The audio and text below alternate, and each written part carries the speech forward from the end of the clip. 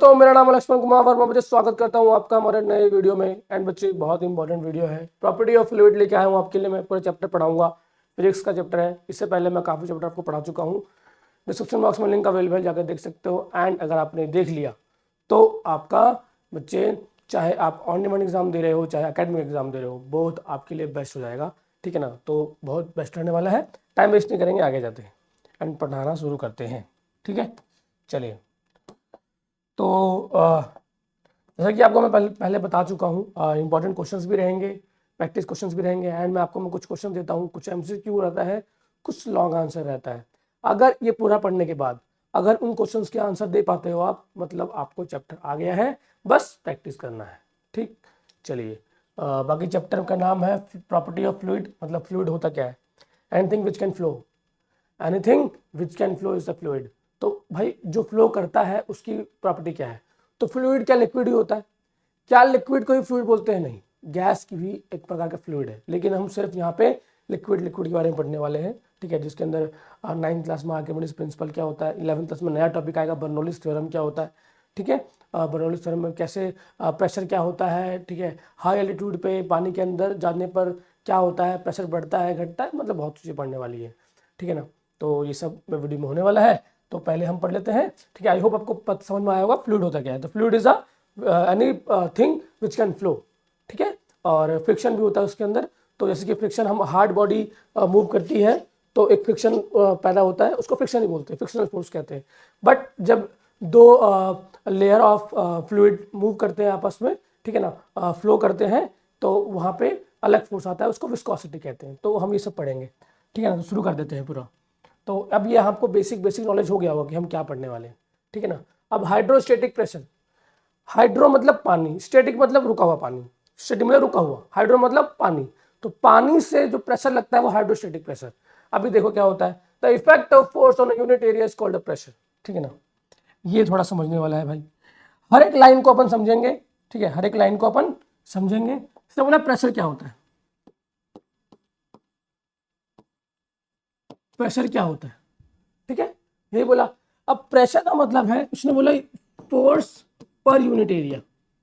Force per unit area मतलब कि ये अगर हमारा है एरिया ए, इस पर जितना फोर्स लगेगा, जितना फोर्स लगेगा, इधर से लग रहा हो, इधर से लग रहा हो, इधर से लग रहा हो, ठीक है ना। आपको अगर ऐसा लग रहा है कि साइडों से फोर्स लग रहा है, नहीं, ये टेंजेंशियल फोर्स है। क्या है? टेंजेंशियल फोर्स, टेंजेंशियल फोर्स है। तो अगर ये फोर्स इसके ऊपर लग रहा है, ऐसे ऐसे लग रहा है, ठीक है। अब मैं आपके लिए अगर ड्रॉ कर सकूं तो मैं एक शेप ड्रॉ करता हूं 3D में। 3D में ये देखिए, अगर ऑब्जेक्ट ऐसा है तो थोड़ा कलर चेंज करेगा इसका, कलर ये रखते हैं। ये देखिए, क्या आपको शो हो रहा है? हाँ, हो रहा है। ठीक है ना, तो अगर बच्चे प्रेशर, अगर प्रेशर सिर्फ इस वाले ऊपर वाले पे लगे, तो इसका अगर ये क्यूब है, जिसका वॉल्यूम अगर ए क्यूब है, तो एरिया क्या होगा? ए स्क्वायर। ए स्क्वायर की नहीं, अगर साइड स्मॉल ए है, अगर साइड स्मॉल ए है तो वॉल्यूम होगा ए क्यूब और एरिया होगा, ठीक है ना, ए क्यूब वॉल्यूम, क्या कर रहा हूं मैं, वॉल्यूम बी और एरिया होगा ए स्क्वायर। ठीक, आई होप आपको दिख रहा हो। तो इस पे जो फोर्स लगेगा यही हमारा प्रेशर बताता है। इस पर जो फोर्स लगेगा वो आपका प्रेशर बताता है। तो प्रेशर कैलकुलेट करते हैं पी से, force per unit area is a pressure. यहाँ पे आप प्रेशर को अलग अलग तरीके से पढ़ने वाले हो। ठीक है ना, जब सरफेस टेंशन के बारे में पढ़ोगे तभी आपको प्रेशर थोड़ा समझना पड़ेगा कि जब पानी जो होता है, अभी देखो होली आने वाला है आपका, ठीक है ना, तो जब पानी का हम ड्रॉपलेट लेते हैं तो वो गोल क्यों होता है? पानी का ड्रॉपलेट ऐसा गोल ही क्यों होता है? अलग अलग क्यों नहीं हो सकता? ठीक है ना, तो वो हम सरफेस टेंशन के बारे में पढ़ेंगे। बाकी आपको प्रेशर समझ में आया होगा। ठीक है ना, चलिए आगे बढ़ते हैं। बेसिक टॉपिक्स हैं लेकिन समझने वाले हैं। एंड जेई में भी बहुत इंपॉर्टेंट आता है ये टॉपिक, इसके ऊपर क्वेश्चन बनते हैं। ठीक है ना, तो the pressure exerted by the fluid at the rest is called hydrostatic pressure. मैंने आपको बताया, जब पानी, जब लिक्विड, जब फ्लूइड रेस्ट पर रहकर प्रेशर एक्सर्ट करता है तो हाइड्रोस्टैटिक प्रेशर कहते हैं। जब भी कभी आप अपने अगर कार वगैरह आपके पास है तो आप देखा होगा, आप आपके पापा या आप खुद जाते हैं जब कार धुलवाने के लिए, तो जो कार मैकेनिक होता है वो क्या करता है, एक नीचे आता है, ठीक है, एक प्लेटफॉर्म होता है और उसके ऊपर, ठीक है, गाड़ी रख देता है एंड वो कुछ ऑन करता है, गाड़ी अपने आप ऊपर लिफ्ट हो जाती है, फिर वो आसानी से पाइप से धो पाता है गाड़ी को। तो वो जो लिफ्ट हो रहा है ना, जो उसको लिफ्टिंग मिल रहा है, वो हाइड्रोक्लोरिक कह रहा हूँ, हाइड्रोस्टेटिक प्रेशर के कारण ही हो पा रहा है, ठीक है ना। तो देखा होगा आपने, जहाँ तर बड़े जो लाइक आप अगर मारुति सुजुकी का किसी सर्विस सेंटर में जाओगे अपनी गाड़ी धुलवाने के लिए तो वैसे धो रहे होते हैं, ठीक है, जनरली, ठीक है। The SI unit of pressure is a Newton पर मीटर स्क्वायर। ऑब्वियस सी बात है, न्यूटन हमारा फोर्स का होता है, मीटर स्क्वायर हमारा एरिया का होता है, तो न्यूटन पर मीटर स्क्वायर हो गया, ठीक है भाई, ठीक है ना। रिकॉर्डिंग तो हो रही है ना, हाँ हो रही है, ठीक है। तो होता है is also called a pascal, हम इसको पास्कल में भी नापते हैं एंड इन द और द फ्रेंच बेस पास्कल, मतलब हम इसको न्यूटन पर मीटर में भी नाप सकते हैं प्रेशर को, और हम पास्कल में भी नापते हैं क्योंकि पास्कल हमारे साइंटिस्ट थे, ठीक है ना। और आएगा 1 ATM, 1 एटमॉस्फेरिक प्रेशर क्या होता है, तो कितने पास्कल के बराबर आता है वही बताऊंगा। वैसे होता है 1.01 10⁵, ठीक है, पास्कल के बराबर 1 ATM होता है। ATM मतलब कि एटमॉस्फेरिक प्रेशर, जो मेरे पर, आप पर, जो आप देख रहे हो वीडियो, सबके ऊपर एक प्रेशर एग्जर्ट हो रहा है, ऊपर से हवा लगा रही है प्रेशर, उसको एटमॉस्फेरिक प्रेशर कहते हैं, ठीक है। ये बेसिक सा नॉलेज है, आपको पता होना चाहिए, नहीं पता है तो जान गए होंगे आप। अब hydrostatic pressure at a point is a given liquid. अब देखो ये लिक्विड दिया हुआ है, ये लिक्विड दिया हुआ है, इसको मैंने आपको समझाने की कोशिश करता हूँ, यहाँ पे समझाने की कोशिश करता हूँ, ठीक है। फॉर एग्जाम्पल बच्चों ये क्या है, ठीक है, ये कोई जार है, ठीक, समझ जाओ, एंड इसके अंदर पानी भरा हुआ है, फुल पानी भरा हुआ है, ठीक। ये मान लो यहाँ पे 0 है, ठीक, ये पूरा है हाइट, इसका पूरा हाइट L मान लो या फिर H मान लो, L ही मान लो, ठीक है ना, समझने के लिए। अब इसके अंदर एक ऑब्जेक्ट रखा हुआ है, ये वाला,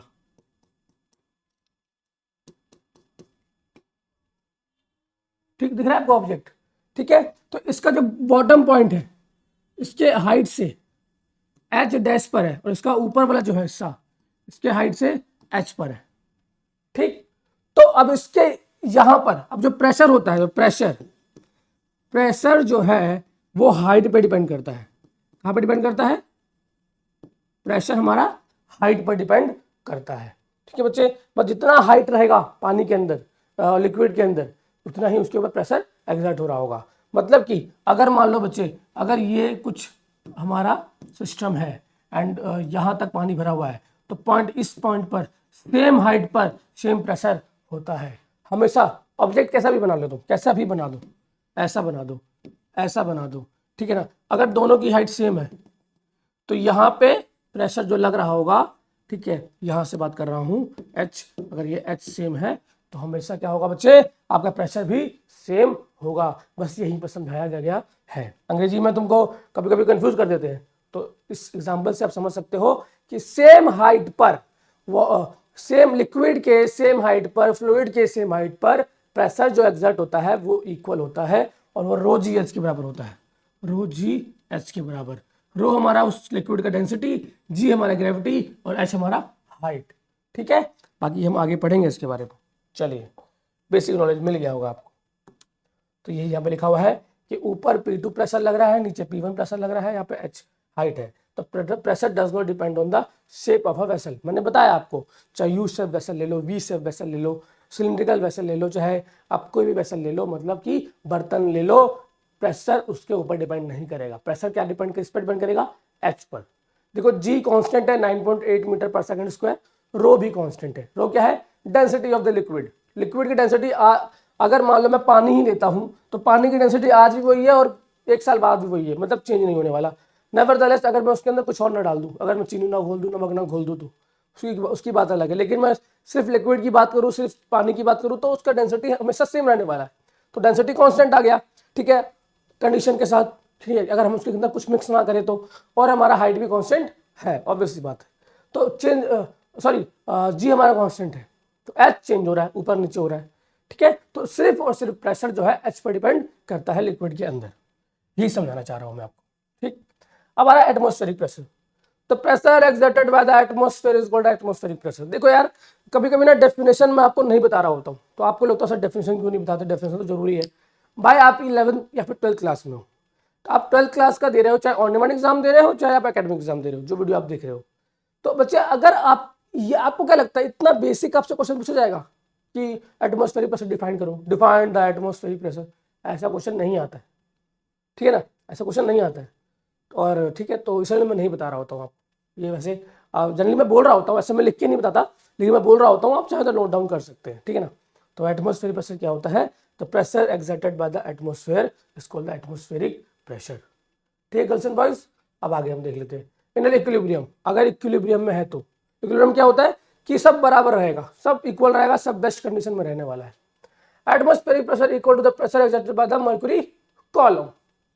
ठीक है, अब तुमको जो प्रेशर नाप रहे होते हैं ना, कुछ ऐसा होता है, कुछ ऐसा दिख रहा होता है वो, ठीक है। फॉर एग्जांपल ये कुछ प्रेशर नापने का सिस्टम मान लो, ठीक है, यहाँ पे कुछ सिस्टम है जो मान लो कि मरकरी है, क्या है,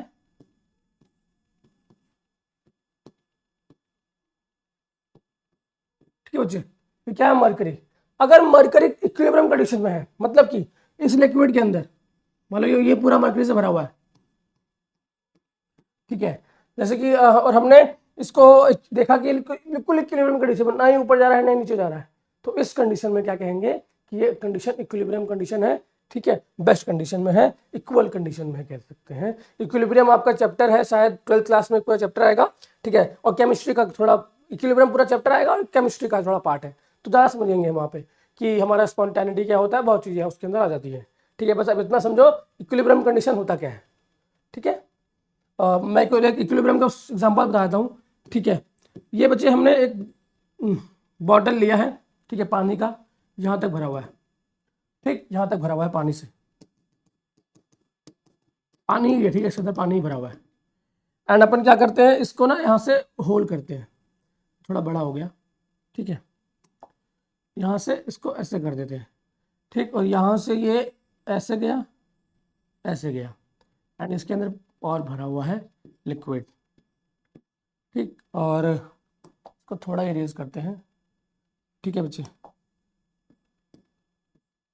ये देखो, अभी मान लो पानी, अब यहाँ इसके अंदर वाटर ज़्यादा है और ये खाली पड़ा हुआ है, ये क्या है, एम्प्टी, एम्प्टी है बच्चे।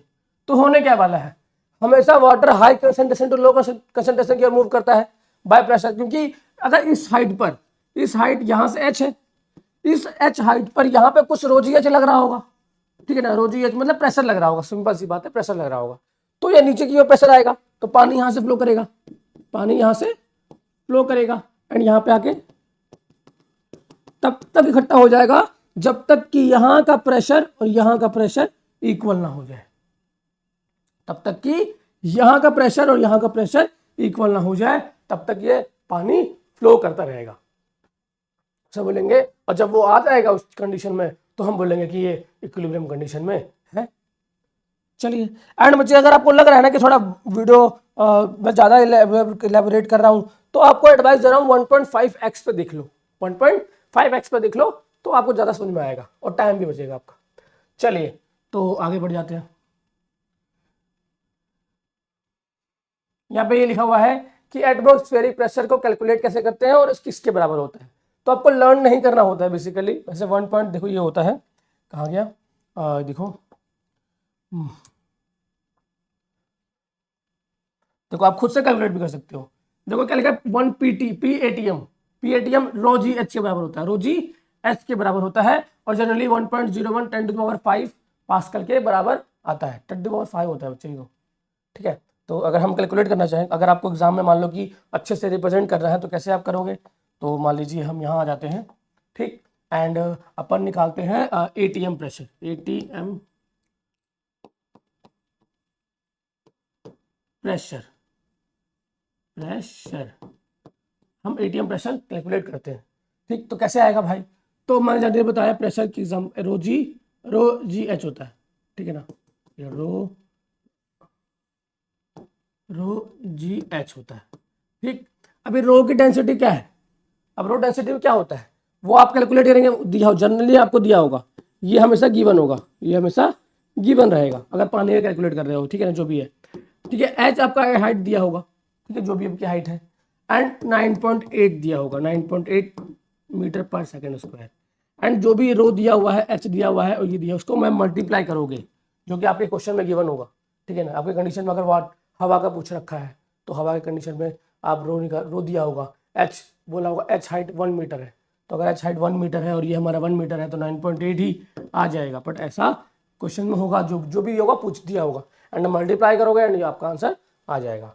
तो एटमॉस्फेरिक प्रेशर के अंदर ATM के अंदर हमारा आता है 1.01 10 to the power 5 pascal, 5 pascal होता है, और ये 1 ATM के बराबर होता है, 1 ATM के बराबर, 1 ATM के बराबर होता है, ठीक, 1 ATM के बराबर होता है। चलिए, आई होप आपको समझ में आया होगा, आगे बढ़ जाते हैं।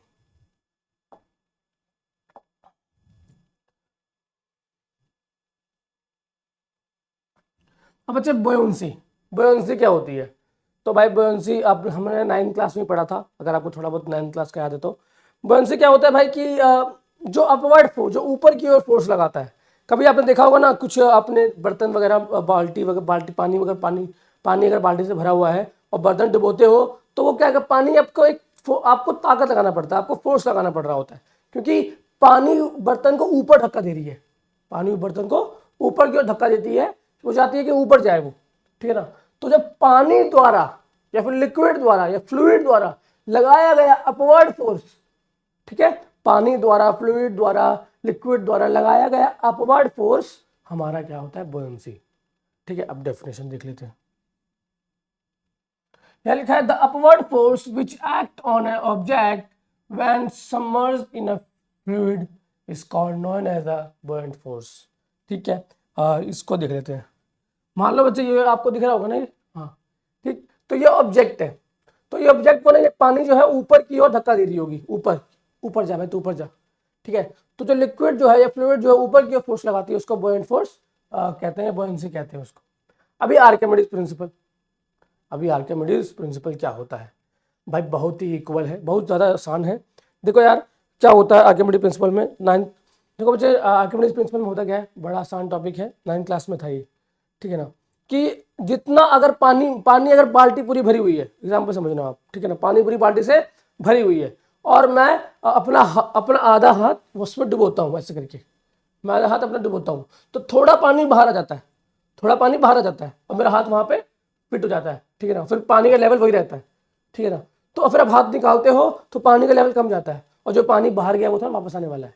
तो मतलब कि किसी ऑब्जेक्ट, किसी पानी के अंदर या किसी फ्लूइड के अंदर अगर आप एम मास का ऑब्जेक्ट उसमें सबमर्ज करते हो, डुबोते हो, तो उतना ही मास का पानी, लिक्विड, फ्लूइड उससे डिस्प्लेस हो जाता है, वहां से डिस्प्लेस हो जाता है। वही हमारा आर्किमिडीज प्रिंसिपल है, और इसी प्रिंसिपल पर हमारा जो नौकाएं होती हैं, जो नाव होती हैं, बड़ी बड़ी जो हमारी जो सबमरीन्स वगैरह हैं, ठीक है ना, इस पर काम करती है, इसी पर काम करती है। अभी मैं आपको रीड करके बताता हूँ, एग्जाम्पल तो बताया मैंने आपको।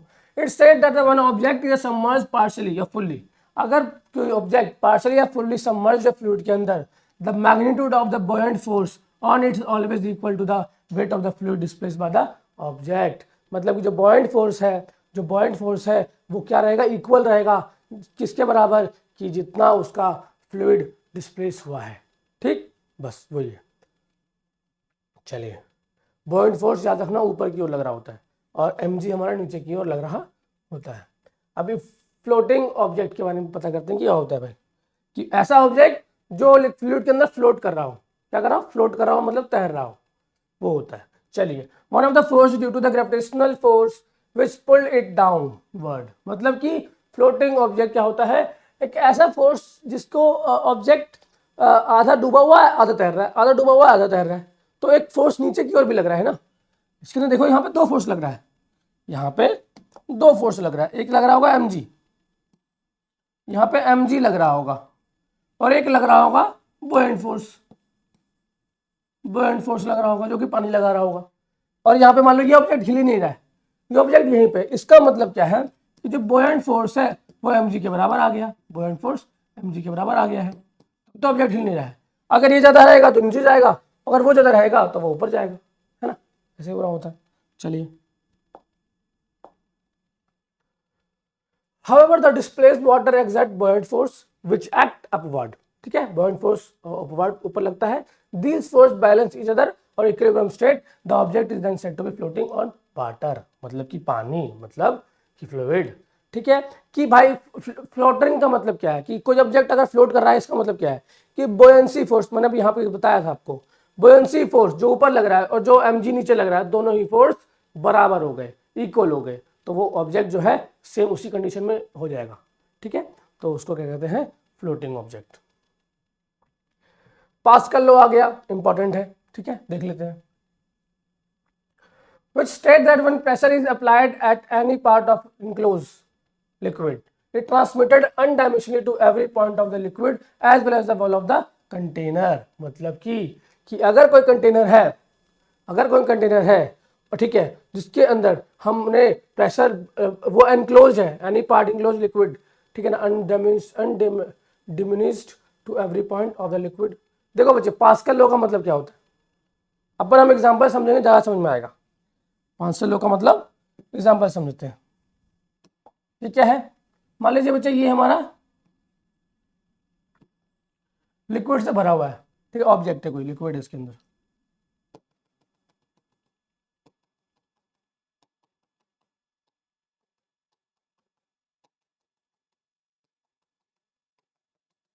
ठीक है, इसके अंदर लिक्विड भरा हुआ है। तो मान लो ये इस पॉइंट पर अगर प्रेशर आपने एग्जर्ट किया या फिर प्रेशर लग रहा है इसके ऊपर, तो प्रेशर क्या होता है, अनडिमिनिशली क्या हो जाएगा बच्चे, हर जगह फैल जाएगा बराबर मात्रा में, ठीक है, प्रेशर अगर लगाओगे तो प्रेशर फैल जाएगा, ठीक है। फॉर एग्जांपल बताता हूँ कि अगर मान लो कि 3D थोड़ा ऑब्जेक्ट बनाते हैं, ज़्यादा समझ में आएगा, ठीक है। मान लो बच्चे ये हमने ड्रॉ किया, ठीक, ये वेसल है, ये क्या है, वेसल मतलब बर्तन है, एंड पानी कुछ यहाँ तक भरा हुआ है इसके अंदर, ठीक है, पानी इसके अंदर यहाँ तक भरा हुआ है, यहाँ तक इसके अंदर पानी भरा हुआ है, ठीक है। तो अगर इस पॉइंट पे कहीं इसका प्रेशर लगेगा तो प्रेशर इस चारों तरफ डिस्ट्रीब्यूट हो जाएगा, चारों तरफ डिस्ट्रीब्यूट हो जाएगा, यही होता है हमारा, ठीक है, ये हमारा ये लॉ होता है। अभी हम यहाँ पर ज़्यादा समझते हैं, तो ये होगा पास्कल लॉ। अब दोबारा पढ़ेंगे, ज़्यादा समझ में आएगा। which state that when pressure is applied at any part of enclosed liquid, मतलब कि किसी भी पार्ट पर लिक्विड की प्रेशर लगाया जाए तो क्या होता है, is transmitted undiminishedly to every point of the liquid as well as the wall of a container, मतलब कि किसी भी पॉइंट पर हम प्रेशर लगाएं तो वो बिल्कुल डिस्ट्रीब्यूट हो जाता है, इवन कंटेनर के वॉल पे भी डिस्ट्रीब्यूट हो जाता है और बराबर तरीके से डिस्ट्रीब्यूट होता है, उसको पास्कल लॉ बोलते हैं। चलिए, अब this law is also known as the law of transmission of liquid pressure. और बेसिक बात है यार, देखो ना, तुमने देखा होगा एक प्रेशर, तुमने अपना बाल्टी देखो, ठीक है ना, और तुम पे उस पर ना ऐसे करके थोड़ा मारो पानी के ऊपर ऐसे करके, ठीक है ना, तुम देखोगे वेव उत्पन्न हो जाएगा ऐसे करके, ठीक है, ऐसे करके वेव, मतलब वो जो प्रेशर था जो तुमने एक पॉइंट पे लगाया वो डिस्ट्रीब्यूट हो गया, वो डिस्ट्रीब्यूट हो गया, ठीक है, हर जगह, वही हमारा पास्कल लॉ, वही हमारा पास्कल है। तो इसको हम एक नए नाम से भी कहते हैं transmission of a liquid pressure, बहुत आसान टॉपिक है। अब यहाँ पे आ गया application of pascal law, application of pascal law. यहीं पे आपका कार जो धुलाई हुआ था शुरू में, जो हम मारुति सुजुकी के शोरूम चले गए थे अपनी गाड़ी धुलवाने के लिए, तो वहीं पे हमारा हाइड्रोलिक प्रेशर काम करता है, यहाँ पे हमारा हाइड्रोलिक प्रेशर काम करता है। देखो भाई, ज़्यादा समझ में आएगा, यहाँ बताता हूँ तुमको मैं, यहाँ बताता हूँ। देखो, प्रेशर होता है, किस पर डिपेंड कर रहा होता है, फोर्स अगर आप बराबर लगा रहे हो, फोर्स अगर बराबर है, F1 बराबर है, दोनों ही फोर्स, मान लो, चलो पहले इसको समझ लेते हैं, ज़्यादा समझ में आएगा, ठीक है ना। ये डायग्राम एग्जाम में बनाने के लिए आ सकता है भाई, तो देख लेना। इसका एरिया, इसका क्रॉस सेक्शन एरिया है A1, इसका जो एरिया है A2, देखकर ही पता लग रहा है भाई कि इसका एरिया कम है, उसका एरिया ज्यादा है ना, इसका एरिया कम है, उसका एरिया ज्यादा है, तो यहाँ पे F1 फोर्स लग रहा है, यहाँ पे F1 फोर्स लग रहा है, तो यहाँ पे प्रेशर क्या आएगा, P1, P1 is equal to F1 upon में A1। पहले इसके अंदर लिक्विड भर देते हैं अपन हमने लिक्विड भर दिया, इसके अंदर पानी है इसके अंदर, ठीक है। हम क्या बना रहे हैं, हाइड्रोलिक प्रेशर, हम अपना गाड़ी लिफ्ट करेंगे, गाड़ी धुलवाने के लिए गए,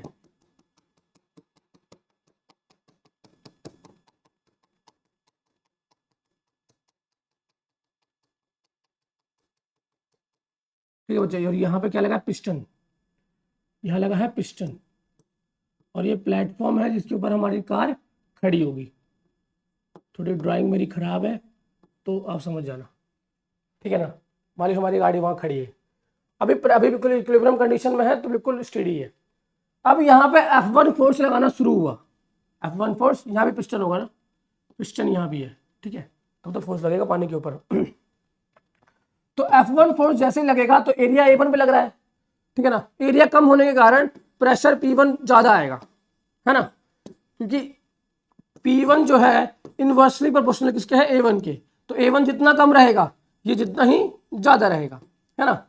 ये कंडीशन हो गया। तो हम अब P1 ज्यादा आ गया, तो P1 प्रेशर ज्यादा लग रहा है, तो प्रेशर ज्यादा लग रहा है तो प्रेशर यहाँ तक आ जाएगा, प्रेशर यहाँ तक आएगा ट्रेवल करते हुए। तो जैसे ही यहाँ तक आएगा प्रेशर तो ये ज्यादा दबेगा, ज्यादा ये ऐसे करके होगा। तो आप देखो यहाँ पे, यहाँ A2 ज्यादा है, यहाँ पे A2 ज्यादा है, अरे बच्चे, ठीक है, यहाँ पे A2 ज्यादा है। अब देखो जरा बच्चे, यहाँ पे P2 कितना आएगा, अगर F2 और A2 है, अब A2 बहुत ज्यादा है तो ये बहुत कम आएगा, ठीक है, और ये बहुत कम है तो यहाँ पे फोर्स भी कम रहा होगा। अब फोर्स तो बच्चे मतलब फोर्स एक्सर्ट होगा, ठीक है। अगर ये बहुत कम है तो अभी देखो क्या होगा, अगर हम F2 कैलकुलेट करेंगे तो आएगा P2 इंटू A2, ठीक है। एंड जो ये फोर्स एक्सर्ट होगा, ठीक है, जो हाई प्रेशर के कारण ये इसको लिफ्ट कर देगा, क्या कर देगा, उसको लिफ्ट कर देगा, ऊपर की ओर उठा देगा, ठीक है। यही हमारा यहाँ पे आपको समझाना चाहता हूँ, ठीक है। ये पूरा प्रेशर पे काम कर रहा होता है। आजकल तो हाइड्रोलिक ब्रेक्स भी आ गए हैं, ठीक है, हाइड्रोलिक ब्रेक्स, और ये ज़्यादातर आपको जहाँ पे कार आप धुलवा रहे होते हो, ठीक है, मिल जाता है वहाँ पे, ठीक है। चलिए आगे देखते हैं। तो यहाँ पे लिखा हुआ है हाइड्रोलिक जैक और हाइड्रोलिक लिफ्ट। हाइड्रोलिक जैक और हाइड्रोलिक लिफ्ट कैसे होता है, देखो इसी प्रकार काम कर रहा होता है, ठीक है। या तो वो उसमें ऑयल भरा हो या फिर उसके अंदर पानी भरा हो, कुछ भी हो सकता है, ठीक है। तो ये ऐसे काम कर रहा होता है। हाइड्रोलिक ब्रेक्स भी ऐसे ही काम करते हैं। आजकल बड़े बड़ी ट्रेन के अंदर हाइड्रोलिक ब्रेक्स होते हैं। तुमने देखा होगा जब ट्रेन में तुम बैठे होते हो तो जैसे ही ट्रेन आकर प्लेटफॉर्म पे रुकती है और एक लाइक गैस रिलीज हुआ ऐसा एक साउंड आता है ना, एक गैस रिलीज हुआ ऐसे एक साउंड आता है, ठीक है ना। या फिर जब चैन खींचते हो आप, ठीक है ना, तो कभी देखा हो किसी को चैन खींचते हुए तो ट्रेन में से प्रेशर की आवाज़ आती है, ठीक है ना, लाइक गैस रिलीज हुआ। तो वो जो गैस होता है वो बच्चे हाइड्रोलिक प्रेशर के कारण हो रहा होता है, ठीक है ना। तो ये पूरी कहानी होती है। अब इस सरफेस टेंशन और हाइड्रोलिक ब्रेक बहुत अच्छा माना जाता है, ठीक है ना, ठीक है। सरफेस टेंशन क्या होता है, तो सरफेस टेंशन बच्चे बहुत इंपॉर्टेंट टॉपिक है और समझना बहुत जरूरी है कि पानी के जो है अब ड्रॉपलेट वो गोली क्यों आता है, ट्रायंगुलर या फिर अलग शेप में क्यों नहीं आ सकता, तो वो देख सकते हैं आप। सरफेस टेंशन है property of a liquid surface due to which has the tendency to decrease the surface area.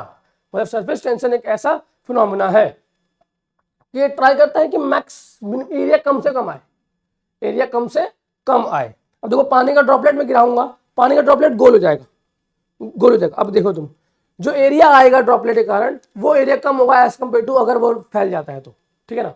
देखो अब जरा मैं बताता हूँ तुमको, ये देखो पानी का ड्रॉपलेट आया, मतलब इस सरफेस पे गिरा, मतलब इस सरफेस पे गिरा तो पानी का ड्रॉपलेट ऐसा बन जाता है ना। इसको बनना चाहिए कैसा भाई, ऐसे ऐसे बन, हो सकता है ऐसे बन जाए, ऐसे बन सकता है, लेकिन हमेशा इसी शेप में आता है। तो जो इसका सरफेस एरिया आएगा इसका ज्यादा आएगा और इसका एरिया कम आएगा। और सरफेस टेंशन, सरफेस जो टेंशन होता है वो यही ट्राई करता है कि एरिया, सरफेस एरिया कम से कम आए, कम से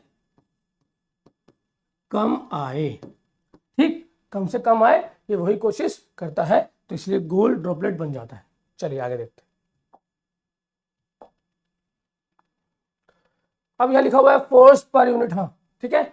तो यहाँ पे लिखा है surface tension is a property of the liquid surface due to which has to tendency of decrease the surface area. Surface tension एक लिक्विड की प्रॉपर्टी है जिसके बाद टेंडेंसी होता है कि सरफेस एरिया को डिक्रीज कर सके। यहाँ पे और आता है कि surface tension of a liquid can be defined as a force per unit length in a plane of a liquid surface. इस बात का मतलब समझो, सरफेस टेंशन कैसे कैलकुलेट कर सकते हैं। Surface tension of liquid can be defined as a force per unit length, पर प्रेशर क्या होता है पर यूनिट एरिया, यहाँ पे होता है पर यूनिट लेंथ, ठीक है, in a plane of a liquid surface. Liquid surface का जो एल डिस्टेंस आएगा, ठीक है, तो एफ अपॉन में एल सरफेस टेंशन आ जाता है, ठीक है। वो एक हमने एक लिक्विड, इससे पहले तो हम सॉलिड का पढ़ा था हमने कि स्ट्रेन क्या होता है, ठीक है ना, स्ट्रेन क्या होता है, लॉन्गिट्यूडिनल स्ट्रेन, ठीक है ना, तो वहाँ पे भी आया था कुछ ऐसे टॉपिक, तो ज़्यादा समझ में आएगा आपको। अगर आप पूरा पहले से पढ़ के आते हो ना तो आपको ज़्यादा समझ में आता है, ठीक है। आई होप आपको पढ़ के आए हो, और नहीं पढ़ा है आपने तो लिंक आपको अवेलेबल है, लिंक आप देख सकते हो, ठीक है। चलिए आगे बढ़ जाते हैं। अब लिखा है intermolecular force are two type, cohesive and adhesive. Cohesive and adhesive, the cohesive force characteristic attraction between the molecule of the same substance, ठीक है। कोहेसिव फोर्स क्या होता है कि एक सब्सटेंस के अंदर जो मॉलिक्यूल होते हैं वो दोनों के बीच में अट्रैक्शन को कोहेसिव फोर्स कहते हैं। Where is the adhesive force, the attractive force between the molecule of the different substance. मतलब कोहेसिव फोर्स और एडहेसिव फोर्स दोनों ही हमारे अट्रैक्टिव फोर्स है। अब इंटरमॉलिक्यूलर फोर्स के बारे में पढ़ रहे हैं ना भाई। इंटरमॉलिक्यूलर फोर्स होता ही अट्रैक्टिव फोर्स। इंटरमॉलिक्यूलर फोर्स एक इंटरेक्ट हमारा फोर्स ही होता है अट्रैक्टिव फोर्स। जब हमने सॉलिड पढ़ रहे थे तो इसके बारे में बताया था हमने कि मान लो बच्चे, ठीक है ना, इन दोनों के बीच में ये सेंटर है, ये सेंटर है, दोनों के बीच में दोनों ही कनेक्टेड है, ठीक है। तो ये जो आर है, ठीक है, ये सेम रहेगा, और अगर मुझे ये ब्रेक करना है तो मुझे एनर्जी देना पड़ेगा, और ये किसके कारण है, तो इंटरमॉलिक्यूलर फोर्स के कारण ऐसा उसके साथ हो रहा है। इंटरमॉलिक्यूलर फोर्स के कारण ऐसा हो रहा है, ठीक है ना, इंटरमॉलिक्यूलर फोर्स के कारण इसके साथ ऐसा हो रहा है। तब यहाँ पे पढ़ा कोहेसिव और एडहेसिव। को मतलब समझो, को मतलब एक जैसा होगा, कोहेसिव, सॉरी, कोहेसिव मतलब कोई ना कोई एक जैसा फोर्स, ठीक है, मतलब सेम टाइप ऑफ फ्लूइड के अंदर, सेम टाइप ऑफ फ्लूइड के अंदर जो प्रेशर, सॉरी, जो अट्रैक्टिव फोर्स रहेगा मॉलिक्यूल के बीच में, अट्रैक्टिव फोर्स, ठीक है, मॉलिक्यूल के अंदर, मॉलिक्यूल्स के अंदर, ठीक है, लाइक ये है, तो इसको हम बोलेंगे कोहेसिव फोर्स। और एडहेसिव क्या है, तो एडहेसिव फोर्स ऐसा फोर्स है, फोर्स ऑफ अट्रैक्शन है, जो कि दो अलग अलग लिक्विड और दो अलग अलग सब्सटेंस के मॉलिक्यूल के बीच में लग रहा होता है अट्रैक्टिव फोर्स। मतलब कि सेम प्रकार के अगर लिक्विड है उनके मॉलिक्यूल के बीच में अगर अट्रैक्टिव फोर्स है तो कोहेसिव फोर्स, और अलग अलग प्रकार के लिक्विड्स है या फिर सब्सटेंस है और उनके मॉलिक्यूल्स के बीच में अट्रैक्टिव फोर्स है तो एडहेसिव फोर्स। बस इतना ही है, ठीक है। चलिए आगे बढ़ जाते हैं।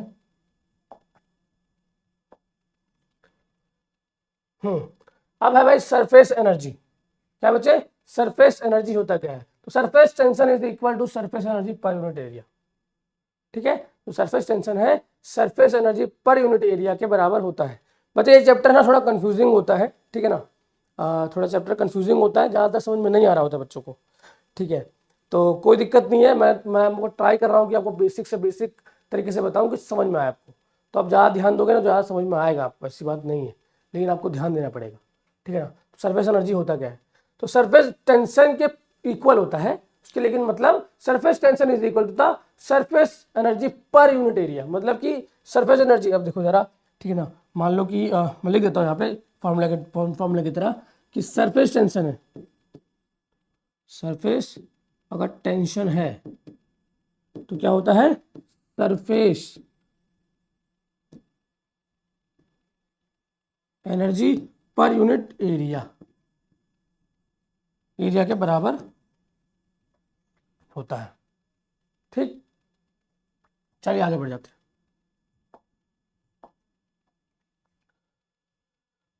Application of surface tension, mosquito sitting on water, देखा होगा, हाँ है, कभी कभी पानी का ड्रॉपलेट के ऊपर मॉस्किटो आके बैठ जाता है, क्यों, सरफेस टेंशन के कारण ऐसा हो रहा होता है, ठीक है। ये ध्यान लेना, ठीक है ना, एग्जाम में अगर एग्जाम्पल लिखने को आया तो आप सब लिख सकते हो ये।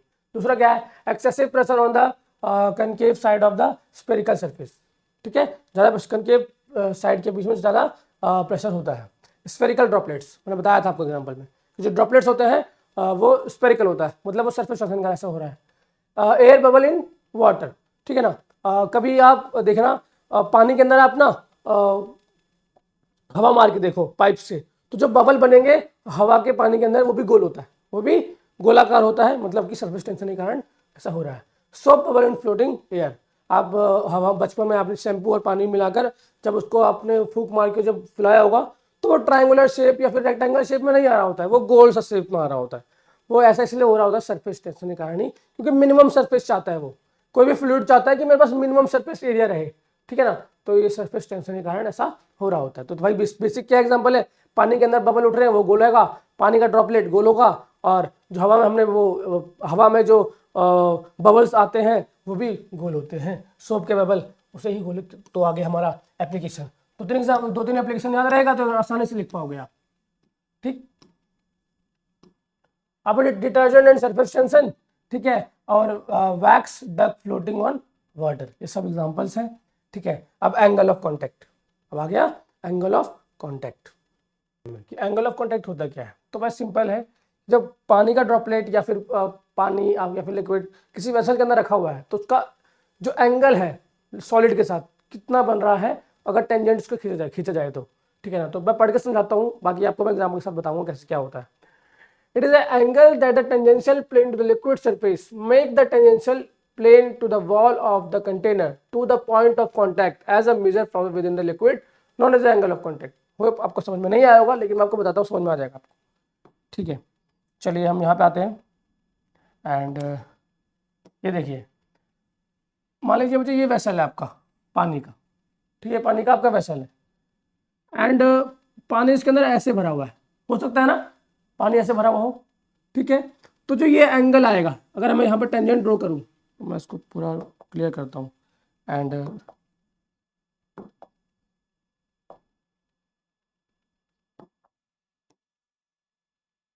ठीक है, और एक और यहाँ पे है ऐसे, ठीक है बच्चे। तो मान लीजिए यहाँ पे ना पानी जो है ऐसे है, ठीक, और यहाँ पानी ऐसे भरा हुआ है, या फिर आप ड्रॉपलेट का भी एग्जाम्पल ले सकते हो कि यहाँ पे ड्रॉपलेट है ऐसे, पानी ऐसे है और एक पानी हमारा ऐसे भी हो सकता है ना, ठीक है ना, ठीक है। अब एक पानी कैसे हो सकता है कि ऐसे हो, ठीक है बच्चे, ऐसे हो सकता है। तो यहाँ समझते हैं तो ज़्यादा समझ में आएगा।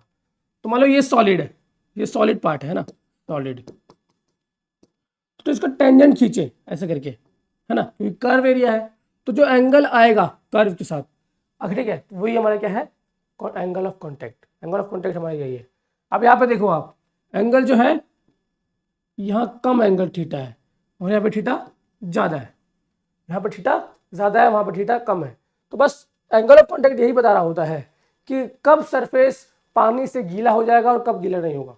देखो अगर एंगल ऑफ कॉन्टैक्ट कम है, देखो, और जो एंगल थीटा है, ठीक है, वो भी देख लो, 0 डिग्री से 180 डिग्री के बीच में लाई करता है। एंगल थीटा 0 डिग्री से 180 डिग्री के बीच में लाई करेगा, ठीक है। अब मान लो बच्चे यहाँ पे क्या सीन है, यहाँ पे क्या सीन देखो, एंगल ऑफ कॉन्टैक्ट कम है, एंगल ऑफ कॉन्टैक्ट कम है तो मतलब ड्रॉपलेट गोल रहेगा और जो सरफेस है वो वेट नहीं होगा, गीला नहीं होगा, ठीक है ना, वेट नहीं होगा, ठीक है। लेकिन देखो यहाँ पे एंगल ज़्यादा है, यहाँ एंगल ज़्यादा होने के कारण एंगल कुछ ऐसा बन रहा होगा, ठीक है, एंगल यहाँ कुछ ऐसा बनेगा। तो यहाँ पे देखो जरा, ये पूरा ये जो सरफेस है, ये जो सरफेस दिख रहा है आपको, वो गीला करेगा, मतलब वेट करेगा, ठीक है। तो बस यही समझना है कि जो सरफेस एंगल ऑफ कॉन्टैक्ट जो होता है वो जो हमारा सॉलिड के साथ क्या एंगल बना रहा है, ठीक है। अगर ये एक्यूट एंगल रहेगा तो वेट नहीं करेगा, ठीक है, और ऑब्ट्यूस रहेगा तो करेगा वेट, ठीक है। अगर एक्यूट है तो हमारा वेट, ठीक है, नहीं करेगा और ऑब्ट्यूस में वेट कर रहा होगा। और यही कहानी है, तो आई होप आपको समझ में आया होगा, ठीक। और कुछ नहीं है इसके अंदर। और बाकी और भी एग्जांपल है बच्चे कि अगर मैं टेम्परेचर बढ़ा दूं तो पानी फैल जाता है, ऑब्वियसली बात है, फैल जाता है तो वेट करेगा। टेम्परेचर डिक्रीज कर दूं तो हमारा वेट और वो सिकुड़ जाता है ना, तो वेट नहीं करेगा। तो एग्जाम्पल है, आप एग्जाम में लिख के आओगे, थोड़ा एक्सप्लेन कर दोगे तो आपको मार्क्स मिल जाएगा, ठीक। फिर आप टेम्परेचर के हिसाब से उसको डिफाइन कर सकते हो कि टेम्परेचर बढ़ाएंगे तो पानी फैल जाता है, पता है आपको, ठीक है ना, तो वो वेट करेगा। हम पानी टेम्परेचर घटाएंगे तो नहीं वेट करेगा, मतलब एंगल ऑफ कॉन्टैक्ट एक्यूट है, फिर ऑब्ट्यूस आएगा। आपको समझ में आया है, ठीक है। तो वीडियो में मतलब क्योंकि ये टॉपिक में इतना था, ठीक है ना, अब वीडियो तो बचा हुआ है अभी, आपको बहुत सारे टॉपिक्स अभी है, ठीक। चलिए आगे बढ़ते हैं। अब यहाँ पर कैपिलरी एक्शन क्या होता है, तो बच्चे बस वही है कि एक कैपिलरी ट्यूब है जिसके अंदर प्रेशर नापने की मशीन होती है। कैपिलरी ट्यूब प्रेशर नापने की मशीन होती है, तो या फिर उसके ऊपर लिक्विड या वाटर राइज होगा या फिर नीचे जाएगा, ऊपर जाएगा नीचे जाएगा, उसके ही कहते हैं कैपिलरी एक्शन, बस। ठीक है, तो यहाँ पे देखते हैं the phenomena of a rise और depression of a liquid in the capillary tube is known as the capillary action of a capillary. ठीक है, और कैपिलैरिटी कहते हैं rise of liquid in capillary tube, मतलब कि जब प्रेशर ज़्यादा होगा तो क्या होगा, प्रेशर कम होगा तो क्या होगा। ठीक है, मतलब कि प्रेशर अगर हम एग्जर्ट कर रहे हैं तो कैपिलरी ट्यूब के अंदर लिक्विड ऊपर जाएगा कि नीचे जाएगा, मतलब कि कैपिलैरिटी क्या होता है। तो कैपिलैरिटी इज डिफाइंड एज, ये आ सकता है एग्जाम में कि व्हाट इज कैपिलैरिटी। ठीक है, तो आप समझ लो कैपिलैरिटी वो होता है कि अगर कैपिलरी ट्यूब के अंदर लेवल ऑफ वाटर या लेवल ऑफ लिक्विड या फ्लूइड ऊपर या नीचे जाता है, ठीक है, वो अपवर्ड जाता है, वो डाउनवर्ड जाता है, तो इस एक्शन को कैपिलैरिटी कहते हैं। अब ये आ गया विस्कोसिटी, क्या कहते हैं, विस्कोसिटी या विस्कस फोर्स भी कहते हैं इसको। ठीक है, तो एक प्रकार क्या है बच्चे, ये एक प्रकार फ्रिक्शन फोर्स है। क्या है, फ्रिक्शनल फोर्स है, जो कि सॉलिड में जो फ्रिक्शन लगता है वो फ्रिक्शन फोर्स होता है, जो लिक्विड के लेयर में लगता है या फ्लूइड के लेयर में लगता है उसको विस्कोसिटी कहते हैं। ज़्यादा समझ में आएगा, देखो the property of fluid by virtue of the which is oppose the relative motion of the adjacent layer is known as viscosity, है ना। The property of fluid by virtue which is opposed the relative motion of the adjacent layer is known as the viscosity. Dimension of coefficient of viscosity ml minus 1 t minus 1, ये आ जाता है exam में कभी कभार कि viscosity का dimension बताओ। ठीक है, विस्कोसिटी में समझाता हूँ ज़्यादा आपको, ठीक है, क्योंकि इंपॉर्टेंट टॉपिक है और एग्जाम में आ जाता है। ठीक है ना, एग्जाम में आ जाता है। तो इधर आ जाते हैं, मान लो बच्चे ये पानी का लेयर है, ठीक है, वाटर फ्लो कर रहा है, यहाँ भी फ्लो कर रहा है, इधर भी फ्लो कर रहा है, इधर भी फ्लो कर रहा है, एंड बच्चे इधर भी फ्लो कर रहा है, इस डायरेक्शन में फ्लो कर रहा है। ठीक है, इस डायरेक्शन में फ्लो कर रहा है। तो मान लो बच्चे ये लेयर 1 है, ये सबसे बॉटम पे है, ये लेयर 2 है, ये लेयर 3 है, ये लेयर 4 है और लेयर 5 है। ठीक है, मान लो बच्चे L1 और L1 और L2 के बीच में एक फोर्स लग रहा होगा जो इसको अपोज कर रहा होगा फ्लो ना करे। इन दोनों लेयर के बीच में एक विस्कोसिटी, एक फोर्स लग रहा होगा कि क्योंकि ये तो फ्लो करना चाहते हैं ऐसे करके, ठीक है ना, लेकिन एक पीछे की ओर फोर्स लग रहा होगा कि ये फ्लो ना कर सके, ठीक है, उसको कहते हैं विस्कोसिटी। क्या कहते हैं, विस्कोसिटी। ठीक है, अब ज़्यादा समझ में आने वाला है आपको। ठीक है ना, आपने देखा होगा जब भी बाढ़ या फिर सुनामी आता है समंदर के अंदर, तो देखा होगा अगर पानी की बहुत लहरें आ रही हैं, आप अगर देखते हो मुंबई वगैरह में देखा होगा, अब टीवी में भी देखते रहते हो आप, तो जब लेयर आता है, ठीक है, ज्वार भाटा कहते हैं हिंदी में, तो अगर वो आता है तो मछलियां नहीं आ रही हैं उसके साथ, भाई ऊपर यहाँ मछलियां तो यहाँ भी हो सकती है ना, कैसे बनाते हैं मछली पता नहीं बच्चे। ठीक है, तो मान लो मछली है ये, तो वो क्यों नहीं आ रहा तैर के, तो मतलब है बच्चे कि विस्कोसिटी यहाँ ज्यादा होता है, जितना ज्यादा हाइट नीचे रहेगा, मतलब कि बॉटम पर रहेगा, विस्कोसिटी उतना ही ज्यादा रहने वाला है, क्योंकि भाई विस्कोसिटी इज द लिक्विड, मतलब लिक्विड का क्या है, फ्रिक्शनल फोर्स, तो मतलब यहाँ पे फ्लो कम रहेगा। यहाँ पे तुमने सुना भी होगा कि बॉटम पे समंदर का फ्लो 0 के बराबर होता है, मतलब वो फ्लो ही नहीं कर रहा होता है, ऊपर ही फ्लो कर रहा है, मतलब सिर्फ 1 से 2 लेयर ही फ्लो कर रहा है। ठीक है ना, और नीचे जो है, अगर नीचे देखेंगे तो नीचे फ्लो नहीं हो रहा होता है या फिर बहुत कम फ्लो हो रहा होता है। ठीक है ना, फ्लो कम क्यों हो रहा होता है, क्योंकि वहाँ विस्कोसिटी फोर्स ज्यादा होता है, वहाँ पे ऊपर विस्कोसिटी फोर्स कम होता है, क्योंकि वहाँ पे लेयर कम है और यहाँ लेयर ज्यादा है, तो ज्यादा लेयर होने के कारण विस्कोसिटी फोर्स ज्यादा होता है, अपोजिशन फोर्स के फ्लो के अपोजिट फोर्स ज्यादा होता है, इसलिए फ्लो कम होता है। इसलिए जब पानी का बहाव ज्यादा होता है नदी के अंदर या समंदर के अंदर, तो ज्यादातर नदियों के या फिर समंदर के जो जीव हैं वो जाके बॉटम पे जाके स्टे करते हैं, तो मतलब वो बाहर नहीं जा पाते और वहीं पे स्टे कर सकते हैं आराम से। ठीक, तो ये पूरी कहानी हो रही होती है, और अलग अलग लेयर बीच में विस्कोसिटी, यहाँ विस्कोसिटी अलग होगा, यहाँ का अलग होगा, यहाँ पे अलग होगा, यहाँ अलग होगा, यहाँ कब से कम होगा, यहाँ उसके बाद सबसे ज़्यादा विस्कोसिटी फोर्स यहाँ रहेगा बॉटम लेयर पर। ठीक है, इसलिए वो कम फ्लो करता है। विस्कोसिटी समझ में आ गया होगा आपको, ऐसा एग्जाम्पल दे सकते हो एग्जाम में आप। ठीक है, ठीक है, ज़्यादा एग्जाम में पता क्या होता है, मार्क्स मिलते हैं रिप्रेजेंटेशन के, लिखने के मार्क्स मिलते हैं बच्चा, लेकिन अगर आप अच्छा रिप्रेजेंट करते हो अपने आप को, ठीक है ना, टीचर आपको नहीं जानता, टीचर चाहे गर्ल्स एंड बॉयज, अगर आप गर्ल हो तो भी आपको नहीं जानता, बॉयज हो तब भी आपको नहीं जानता वो तुम कौन हो। ठीक है ना, क्योंकि रैंडम टीचर चेक करने वाला है, तो बस वो चेक करने वाला है प्रेजेंटेशन, कि ऐसे कैसा प्रेजेंटेशन किया है। अगर हर क्वेश्चन में ऐसा एग्जांपल देके थोड़ा कम लिख कर भी, थोड़ा लिख कर कम आते हो, लेकिन अगर ऐसा प्रेजेंटेशन देते हो एंड सुंदर सुंदर प्रेजेंटेशन देते हो, यहाँ बताते हो कि विस्कोसिटी यहाँ ज़्यादा होगा, ऊपर कम रहेगा, ठीक है, तो बच्चे इसको कहते हैं बढ़िया प्रेजेंटेशन देना।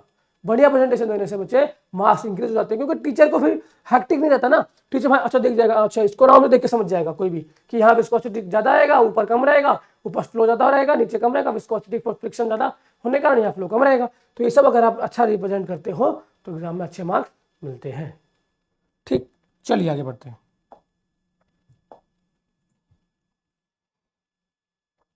अब type of liquid flow, type of liquid flow, तो भाई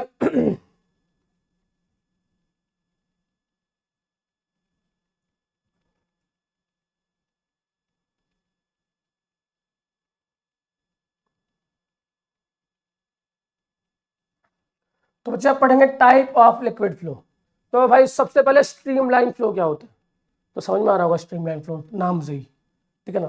कभी कभी ना बच्चे आंसर नाम में ही होता है, तो नाम से समझ में आ रहा है, बाकी मैं रीड करके बताऊंगा, आपको समझाने की जरूरत ही नहीं पड़ेगी। देखना, the path follow by the fluid particle is called line of flow, मतलब कि जो फ्लूइड के पार्टिकल है, जो पाथ वो फॉलो करता है उसको लाइन ऑफ फ्लो कहते हैं। If every particle passing through the given point of a path follow the same line of the follow as that of preceding particle, and the follow is said to be streamline, and the streamline can be represented as the curve or path whose tangent at any point given the direction of the liquid velocity at the point।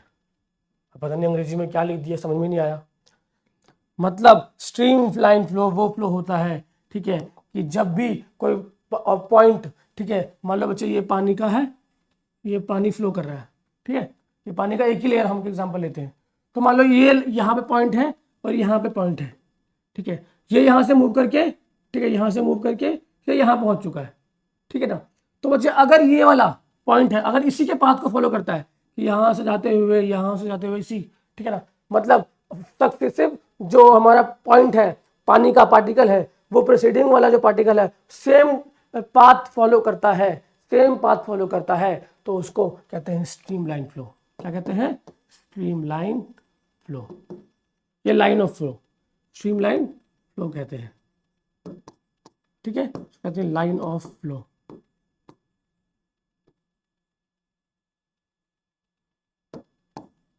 ठीक है बच्चे, इसको कहते हैं line of flow, कहते हैं कि अगर एक पार्टिकल है, ठीक है, एक पार्टिकल है जिस पाथ को फॉलो कर रहा है, आने वाले पार्टिकल्स भी पानी के, लिक्विड के, फ्लूइड के उसी पाथ को फॉलो करते हैं, तो उसको स्ट्रीमलाइन फ्लो कहते हैं, ठीक है, उसको ही कहते हैं। ठीक, ऐसे पानी का लेयर ऐसे ड्रॉ कर रहे होते हो ना, मतलब कि पानी ऐसे ही मूव कर रहा है, ठीक, उसे कहते हैं। चलिए आगे बढ़ जाते हैं, दोबारा रीड करता हूँ, ज़्यादा समझ में आएगा। हाँ, और अगर टेंजेंट ड्रॉ करोगे, अगर इस कर्व के ऊपर, ठीक है, एक पॉइंट रह के बताना बच्चे, अगर आप इस पॉइंट के ऊपर टेंजेंट ड्रॉ करते हो, इस पॉइंट पर टेंजेंट ड्रॉ करते हो, टेंजेंट ड्रॉ करते हो, टेंजेंट, टेंजेंट है ना, टेंजेंट अगर ड्रॉ करते हो तो जो ये क्या बताएगा, वेलोसिटी बताएगा, किसकी, वाटर की या पार्टिकल की, पार्टिकल की वेलोसिटी बताएगा, उसको कहते हैं, उसको कहते हैं वी, ठीक है, ठीक है। हम बोलते हैं ना पानी आज 30 किलोमीटर प्रति घंटे की रफ्तार से दौड़ रहा है, तो हम बात करते हैं बच्चे, जो हमारा वाटर है जो फ्लो कर रहा है, आज पानी की रफ्तार 30 किलोमीटर प्रति घंटे की रफ्तार से है, मतलब 30 किलोमीटर पर आवर की रफ्तार से पानी फ्लो कर रहा है। तो क्या हम ऐसे करके नापते होंगे? नहीं, पानी ऐसे फ्लो कर रहा है, लेकिन हम यहाँ पे टेंजेंट ड्रॉ करते हैं, यहाँ टेंजेंट ड्रॉ करते हैं, यहाँ पे टेंजेंट ड्रॉ करते हैं, यहाँ टेंजेंट ड्रॉ करते हैं, यहाँ टेंजेंट ड्रॉ करते हैं, ठीक है ना। और इस प्रकार हम अपने पानी का वी फाइंड कर लेते हैं, वेलोसिटी फाइंड कर लेते हैं, ठीक है। ऐसा डायग्राम, डायग्राम कुछ भी बना सकते हो, ऐसा भी डायग्राम बना के आए पानी को एक्सप्लेन करने के लिए, विस्कोसिटी को फ्लो समझाने के लिए, तो बच्चे मैं बोलूंगा ना आपको कि डायग्राम बनाकर एग्जाम में लिख के आओगे तो अच्छा प्रेजेंटेशन से अच्छे मार्क्स मिलेंगे। चलिए आगे बढ़ जाते हैं। अब इक्वेशन ऑफ कंटिन्यूटी क्या होता है बच्चे? Equation of continuity, critical velocity and the Reynold number, ठीक है, कि इक्वेशन ऑफ कंटिन्यूटी क्या होता है और हमारा क्रिटिकल वेलोसिटी होता क्या है। तो भाई आगे पढ़ते हैं, ज्यादा समझ में आएगा आपको। When the velocity of flow is less than the certain value is called the critical velocity, मतलब एक थ्रेशोल्ड पॉइंट, एक थ्रेशोल्ड पॉइंट, उस पॉइंट से कम वेलोसिटी है तो क्रिटिकल वेलोसिटी, ठीक है। मतलब क्रिटिकल एक ऐसा पॉइंट वेलोसिटी का, उससे कम वेलोसिटी पे पानी फ्लो कर रहा है तो क्रिटिकल वेलोसिटी, ठीक। अब आगे देखते हैं, द फ्लो रिमेन स्ट्रीमलाइन। वो देखो अब अलग अलग फ्लो है, प्रकार अलग प्रकार का फ्लो है, तो स्ट्रीमलाइन फ्लो कब तक रहेगा, स्ट्रीमलाइन फ्लो कब तक रहेगा, तो वेलोसिटी आएगी ना, पानी कितनी वेलोसिटी तक स्ट्रीमलाइन रहेगा, नहीं तो फिर वो चेंज कर लेगा अपनी कंडीशन को, फ्लो पाथ फॉलो नहीं करेगा सेम वाला। तो इस वेलोसिटी तक अगर उसके नीचे तक रहेगा, उस लेवल तक नीचे रहेगा वेलोसिटी, तो स्ट्रीमलाइन फ्लो रहेगा, उसके बाद नहीं रहेगा, तो उस पॉइंट को क्या कहते हैं, क्रिटिकल वेलोसिटी, ठीक है। अभी आगे देखते हैं, but when the velocity of flow exceed the critical velocity then flow become the turbulent, है ना। क्रिटिकल वेलोसिटी को फ्लो अगर वो एक्सीड कर जाएगा वेलोसिटी तो वो टर्बुलेंट में बन जाएगा, ठीक है। अब यहाँ पे value of critical velocity of any liquid depends on the Z nature of the liquid and the coefficient of viscosity, ठीक है, eta of the liquid Z, diameter of a tube D and the, क्या लिखा है बच्चे, through which is the liquid flow and Z is the density of a liquid, ठीक, खत्म होने वाला है, ठीक है। तो स्टोक्स लॉ आ गया। अभी आ गया, according to the Stokes the viscous force depends on Z coefficient of viscosity, ठीक। विस्कस फोर्स जो होता है जेड पे डिपेंड करता है, जो कि कोएफिशिएंट ऑफ विस्कोसिटी है of a medium Z, Z radius of the spherical body and Z velocity of a body V terminal velocity, ठीक। तो बच्चे मतलब कि स्टोक्स लॉ है वो किस पर, विस्कोसिटी फोर्स जो है उस पर मतलब विस्कोसिटी पर डिपेंड करेगा, मीडियम पर डिपेंड करेगा और वेलोसिटी वी पर डिपेंड करेगा, ठीक है। ये स्टोक्स लॉ बोलता है, ठीक। आई होप आपको समझ में आ रहा होगा। अभी एप्लीकेशन क्या है भाई, तो भाई पैरासूट, बच्चे एप्लीकेशन क्या है, तो पैरासूट और velocity of rain drop, rain drop की जो वेलोसिटी है वो स्टोक्स लॉ ही होता है, ठीक। इसके ऊपर एक एग्जांपल, हर एक एग्जांपल पे क्वेश्चन आ जाता है पूरा एग्जाम के अंदर कि भाई पैरासूट कैसे काम कर रहा होता है, तो बच्चे ये सब आप लिखोगे, ठीक है ना। तो अब बच्चे लगभग लास्ट टॉपिक है ये, ठीक, कि बर्नौलीज थ्योरम होता क्या है, कि बर्नौलीज थ्योरम क्या होता है, बर्नौलीज प्रिंसिपल क्या होता है, ठीक है ना। तो बहुत इंपॉर्टेंट है, पूरे चैप्टर के अंदर दो ही टॉपिक ज़्यादा इंपॉर्टेंट है, सरफेस टेंशन का हिस्सा, सरफेस एनर्जी का हिस्सा जो है वो इंपॉर्टेंट है, और बर्नौलीज प्रिंसिपल इंपॉर्टेंट है। बहुत आसान है, तरीके से बताऊंगा, ध्यान से सुन लेना, समझ में आ जाएगा। Where the velocity of fluid is high, जहाँ पे पानी और फ्लूइड की वेलोसिटी ज़्यादा होगी the pressure is low, and the where the velocity of fluid is low pressure is high, जहाँ पे फ्लूइड की प्रेशर, जहाँ पे फ्लूइड की वेलोसिटी ज़्यादा होगी प्रेशर कम होगा, और फ्लूइड की प्रेशर एरिया, फ्लूइड की वेलोसिटी कम होगी तो प्रेशर ज़्यादा होगा। मतलब कि आप सोचते होगे ना कि भाई देखो यहाँ पे समझता हूँ, मान लो बच्चे ये पाइप है ना, ये पाइप मान लो यहाँ पे D1 है और यहाँ पे क्या है D2, और यहाँ से लिक्विड फ्लो कर रहा है,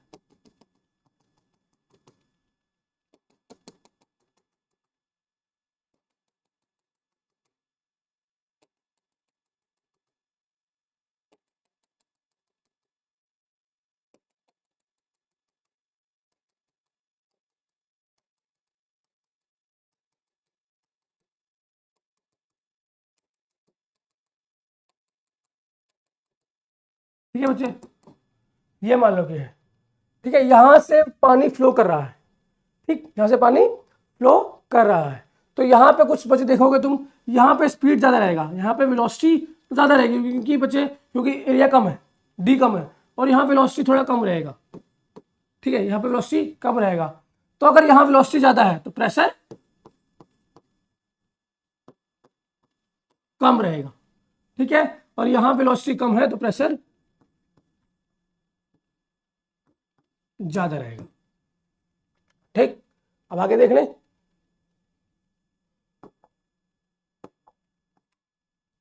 एंड बच्चे बर्नौलीज थ्योरम के अंदर ना एक इक्वेशन आता है कि बर्नौलीज इक्वेशन को डिराइव करना होता है, कभी कभी एग्जाम में आ जाता है, ठीक है, तो वो आप देख लेना।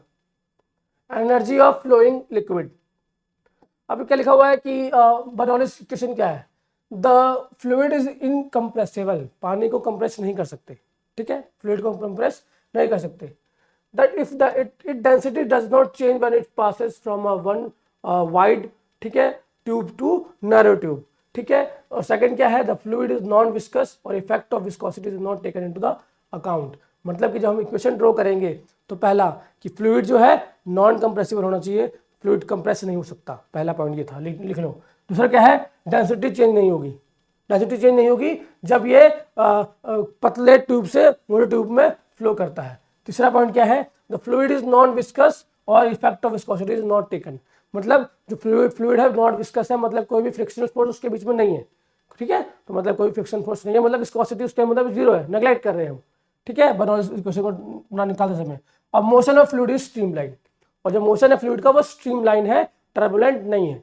अगर ये सब पॉइंट आएंगे तभी हम बर्नौलीज इक्वेशन को डिफाइन कर सकते हैं, मतलब इन कंडीशन के साथ बर्नौलीज इक्वेशन को हम बता सकते हैं। अगर बर्नौलीज थ्योरम बताने के लिए आया तो बोल देंगे कि हमारा जो है फ्लूइड नॉन इनकम्प्रेसिबल होना चाहिए, हम उसको कंप्रेस नहीं कर सकते, हमारा स्ट्रीमलाइन होना चाहिए, और लो प्रेशर से हाई प्रेशर जनरेट कैसे होता है, अगर फ्लो ज़्यादा रहेगा, वेलोसिटी ज़्यादा रहेगी तो प्रेशर कम रहेगा, वेलोसिटी कम रहेगी तो प्रेशर ज़्यादा रहेगा, ठीक है ना, और डेंसिटी चेंज नहीं होगा।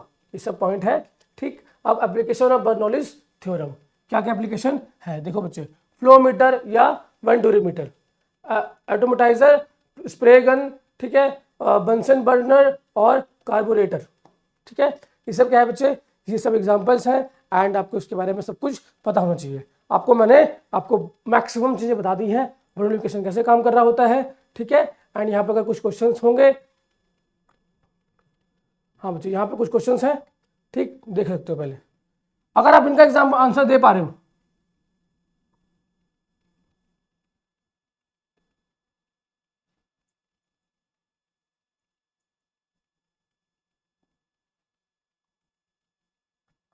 ठीक है बच्चे, यहाँ चैप्टर खत्म हो गया। अगर आप इनका इनका आंसर दे पा रहे हो तो मतलब कि आपको चैप्टर समझ में आया है, ठीक है। पहला है, does pressure depends on the shape of vessel, क्या प्रेशर शेप ऑफ वेसल पे डिपेंड करता है, नहीं करता है, तो यहाँ पर नो आएगा, ठीक। डायमेंशन ऑफ सरफेस टेंशन क्या होता है, सरफेस टेंशन का डायमेंशन क्या होता है, सरफेस टेंशन का फॉर्मूला पता होना चाहिए, फोर्स पर यूनिट एरिया होता है, ठीक है ना, पर यूनिट लेंथ होता है, सॉरी बच्चे, फोर्स पर यूनिट लेंथ होता है सरफेस टेंशन, तो हमारा आएगा ml,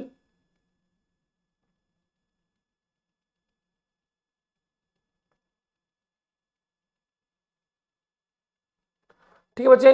तो सरफेस टेंशन का डायमेंशन क्या होता है, आप कैलकुलेट करके आप आंसर देंगे कमेंट बॉक्स में, ठीक है। एंड बच्चे, डायमेंशन ऑफ कोफिशिएंट विस्कोसिटी, तो डायमेंशन कोफिशिएंट विस्कोसिटी का डायमेंशन क्या होता है, आगे मैंने ऊपर बताया था आपको, ठीक। तो ये आप यहाँ पे आंसर देंगे, और अगर आप इनका आंसर दे पा रहे हो ना, मतलब चैप्टर आपको आया है, ठीक है ना। अब यहाँ पे देखो, what is the radius of drop of rain falling through the air and the terminal velocity, this eta दिया हुआ है, रो भी दिया हुआ है, ठीक है, सब दिया हुआ है, ठीक है। आप इनका क्वेश्चन का आंसर निकालोगे, एंड बच्चे अगर इसका आंसर आप निकाल पा रहे हो तो मतलब आपको चैप्टर आया है। एंड ये कुछ इंपॉर्टेंट क्वेश्चंस हैं, आप नोट डाउन कर लो, ये सारे क्वेश्चंस जो है बहुत इंपॉर्टेंट है, ठीक है। चाहो तो स्क्रीनशॉट ले लो, चाहे आप पेन से भी लिख सकते हो, ज़्यादा क्वेश्चंस है नहीं, ठीक। ये क्वेश्चन है कि स्टोक्स लॉ क्या होता है, डेरिवेशन निकालो इसका, ठीक है, आप डिराइव भी कर, हाँ बच्चे अगर आप ये QR कोड स्कैन कर लोगे, मैं हट जाता हूँ साइड में, तो आपको बच्चे ये नोट्स आपको मिल जाएगा, ठीक है, वहाँ से आप डाउनलोड कर सकते हैं, ठीक। एंड बच्चे वीडियो में इतना ही था, वीडियो में कुछ भी अच्छा लगा हो वीडियो को लाइक करना, चैनल को सब्सक्राइब करना, क्योंकि सच्चे सब्सक्राइबर बहुत ज़रूरी है, ठीक है ना। और लोग छोटा समझते हैं कि आप सब्सक्राइबर आपके कम है, आप छोटे हो, तो बच्चे ऐसा नहीं है, ठीक है ना। तो आप सब्सक्राइब कर लो और शेयर कर दो अपने दोस्तों के बीच में। एंड आई होप आपको पूरा वीडियो समझ में आया होगा, पसंद आया होगा, ठीक है ना। और कुछ भी अगर डाउट लग रहा है तो कमेंट बॉक्स में पूछ सकते हो, ठीक है। बाकी वीडियो में इतना था, मिलता हूँ नेक्स्ट वीडियो में, तब तक के लिए बच्चे जय हिंद बच्चे।